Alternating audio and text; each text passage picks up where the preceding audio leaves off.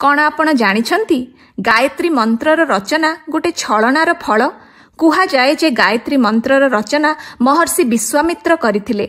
महर्षि विश्वामित्र अनेक वर्ष धरी तपस्या मग्न थिले।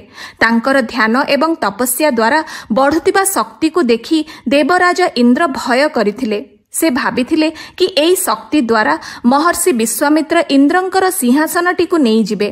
तेणु देवराज इंद्र महर्षि विश्वामित्रंकर तपस्या भंग करिबा पई स्वर्गर सबुठु सुंदरी अप्सरा मेनकांको पठेइथिले। मेनकांको सौंदर्य मुग्ध हेई महर्षि विश्वामित्र निजर तपस्या भंग करिबा सह निजर ब्रह्मचर्यर प्रतिज्ञाटी को भी भंग करथिले।